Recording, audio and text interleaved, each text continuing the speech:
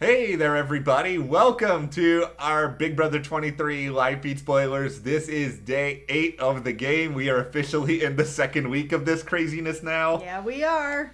What better way to celebrate than by continuing along the major thread of this season, which is that Frenchie has decided that he wants to do every single thing imaginable within the Big Brother game in the shortest amount of time possible.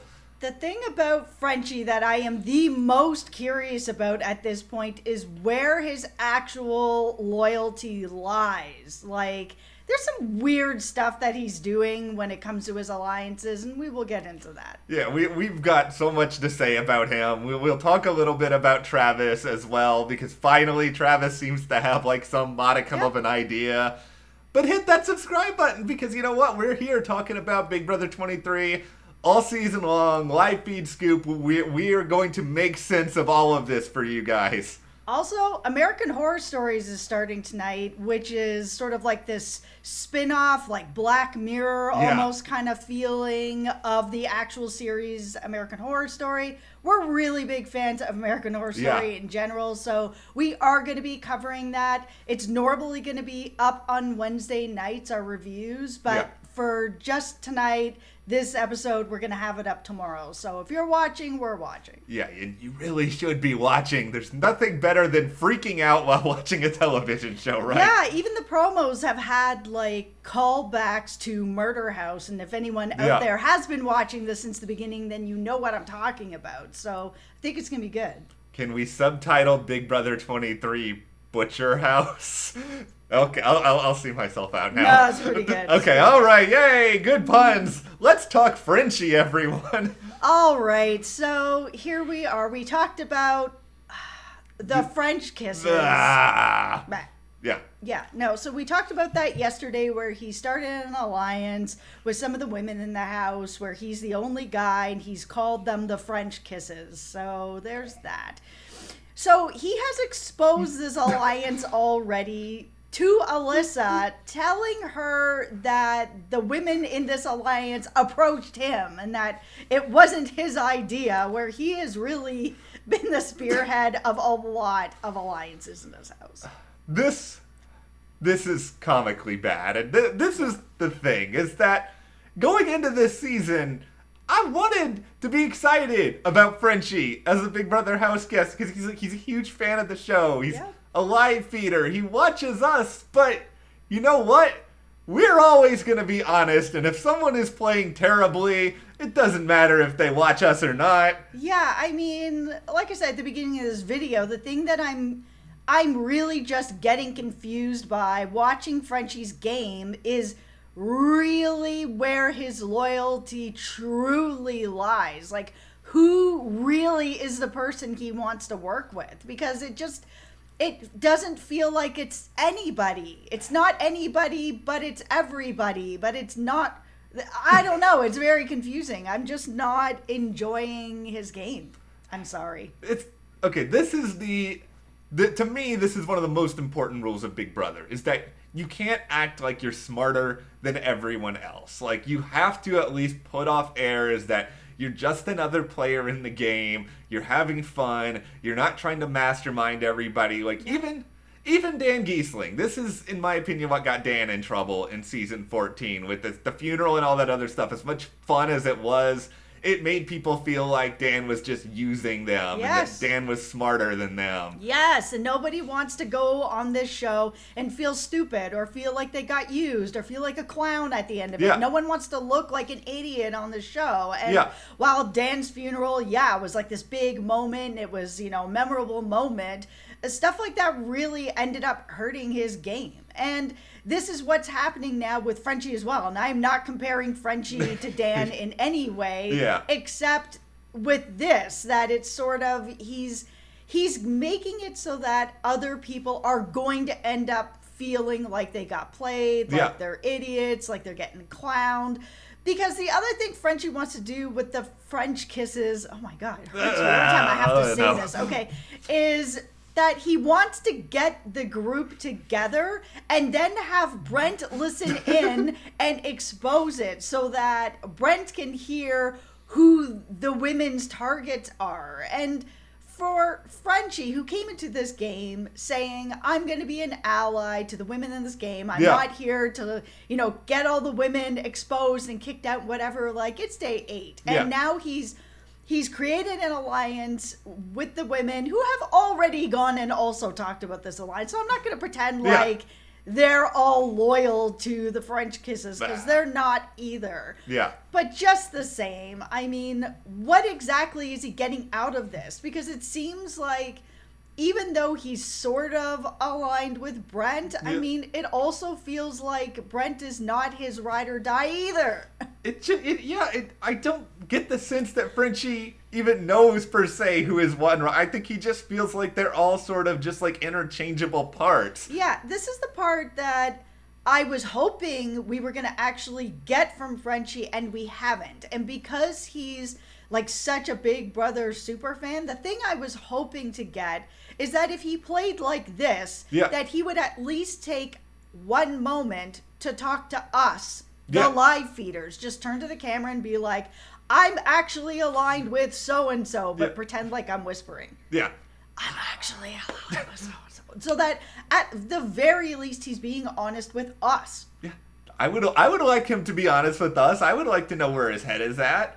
Because the way that it is right now, it feels just like Frenchie is trying to throw as many different grenades into the house as possible and just be like, look over there at that, look over there at that, pay no attention to the man throwing the grenades, and everyone is paying attention to the man throwing the grenades. Yeah, I guess I'm just not sure what his actual plan is. Like, what is he trying to get out of doing this? Is he actually trying to build a better bond with Brent? Is he trying to I don't know what he's really trying to do, which is where the frustration has come in with Frenchie. And I know it seems like all we do is come on here and clown Frenchie, but the truth of the matter is just, as a live feeder, I want to know what people's games are. You don't have to be honest with people in the house, but at least kind of try to find some time to be honest with us. And this is what makes this especially crummy, is that when Frenchie is out of the house, likely in 1 or 2 weeks, but when Frenchie is out of the house, I feel like there's going to be some major, you guys didn't understand what I was doing, and he's going to Correct. That is correct. We do not understand what you are doing because you're not actually telling anybody what you're doing. Yeah. There's going to be some major revisionist history on Frenchie's game from Frenchie. To use your phrase, the hard hat is already on. Yeah, I'm waiting for after he gets kicked out before jury and he goes on Twitter and he has to explain his game to everyone, where it's kind of like, too little too late. You had the live feeds. You had our ears. Yeah. We are listening. What are you doing? What are the odds Frenchie tells us off? Because I feel like it is above 50% at this point. If he tells us off, he tells us off. I'm hoping that the thing that Frenchie watched our channel for is that there's going to be no BS here. Yeah. We're going to just tell you how we're feeling and what we're seeing and where we're coming from on this, and that what you see with us is what you get. Okay, we have a big Travis-related announcement now. Travis is almost doing something. Almost! He is getting close to the idea of maybe campaigning. Yeah, he is doing something. He's not almost doing something. He's actually doing something. So Travis has spoken to his team, which is, a good place to start. If he's not really that aligned with other people, talk to your team. So he talked to his team, which is Claire, Kyle, and Tiffany, about, the idea of, mentioning that Alyssa could be someone that's showman potential, that might be something for people to, target. It's the same sort of idea that Frenchie was also having about Alyssa, this, targeting her because she's a pretty girl that's likable and that could end up in a showmance, even though she's not in any showmance. And that's where she is right now. She's just a pretty girl that's in trouble for being good looking. This is the thing. Is this very, very annoying if you're Alyssa? I would imagine a million. Hell yes. It's so irritating. Yeah. It is incredibly irritating. It's something that is inevitably going to happen to her however long that she is in the game. I understand that Travis has to do something, but to me, I would prefer more that he, instead of going down this road that he talked about, but like go down the road that Claire sort of suggested, where just sort of say, you know what? I'm going to be a target. I'm going to be someone people want to go after. Alyssa, like, she could easily go under the radar, be forgotten about. She's someone who may just be a super pawn, be put up all the time. And, you know, we've seen things like this before where, you know, I'm not saying Alyssa's going to make it to the end of the game. I hope that she doesn't make it to the end of the game. I don't find her that entertaining, but she could easily get far and then take a spot from, like, somebody who is playing really, really hard. Yeah, I mean, telling people that he's always going to be a target then is a good move, because then it's sort of like he will always be someone that will probably go up or be targeted or be talked about over me. So keeping him in the house is a good idea, where Alyssa could easily go under the radar for a while, especially if she does actually end up getting in a showman. She'll be the person who's, you know, being protected by someone else who will end up being a bigger target than her, because that always seems to happen in showmances. Even if the woman is a better player than her partner, it always looks like she's the person who's riding the coattails and using the man as a shield, which is, you know, kind of ridiculous. But it is always what it looks like. There's so many dumb preconceived notions in Big Brother. Like, for example, the idea every young woman is going to get into a showmance, which, you know, we just went into. And I think, you know, with Travis, the preconceived notion that he can kind of lean into is that if you are a young, fit guy, people are automatically going to be like, that's a competition threat. Like, that's somebody we got to get out. When really it's like, you know, is Travis going to be good at, like, the standing on a pirate ship endurance competition? No, we've always seen that the people that do well in the endurance comps, and there's a few of them every season, which is why I don't understand why people aren't targeting the small people like me. small people, because they always end up winning those types of comps, and there's more than one of them a year. And then, you know, it is always whoever is physical gets targeted. Yeah. We even heard Brittany talking a bit about it as well, where she's kind of like, I work out. I'm kind of worried about it. And she should be, because it just is a thing. Like, pretty girls always get targeted in these showmances. People who are athletic and like to work out always get targeted as well. And they always end up kind of working together, because it's almost like if back in the day you were a smoker, you all go out together at the same time, so you all end up becoming close. It's the same with working out. You all have something in common. You all work out together. I was thinking about it. It's like, what are competitions that actually benefit someone like Travis? And there's only two I can think of right now. It's like the OTEV, and that I guess is imperative on, like, you actually paying attention to the game, which I'm not sure we could say Travis has been doing so far. No, but we have seen people really struggle with that rope if they are not in shape, and I would be one of those people that's just sliding down on my face every single time. We would be dead, and both of us would be, like, submerged in the water. At least you're really tall, so you're long, so you have a better shot. Have you heard I'm only 5 feet tall, and I've said it. I live on, like, chips and tacos. I am not making it up that rope no matter how hard I try. There is the expression, though, of the biggest tree falls the hardest. I will be timbering, but OTEV, Travis would be good at OTEV. I feel like Travis would also be good in, like, the slip and slide, aka the Jess favorite competition of all time. My favorite. I love watching people fall. It is terrible, but it is so entertaining. Like, I feel like, because he's like a surfer. He's got, like, that, hey, bruh, I can balance on this board energy. Yeah. He could do, but that's, like, 2 competitions. That's not really a lot. No, it's not. I mean, you know, I'm just happy that he's actually doing some campaigning, because he also, you know, was talking to Kylan. Kylan has told him to go tell Frenchie that Frenchie can use him as a shield. And I think that idea, which is basically pretty much the same thing that Claire has said as well, is a really good way to go about it. Instead of being more focused on what Alyssa could or could not be. Yeah. It's better to focus on what you can offer people. Like, hey, I'm always going to be a bigger target than you. So, Frenchie, you had kind of a bad week here and you made some enemies, but people are always still going to target me over you because I happen to have some muscles. I don't think, and I might be crazy for thinking this, I don't think Travis is drawing dead completely. Like, I know that he's going to campaign a lot today. There's still a little bit of time. If he can actually sell things well, if he can do what he pretended to do in that intro package where he was like having his meeting at like 4 a.m. or whatever that was.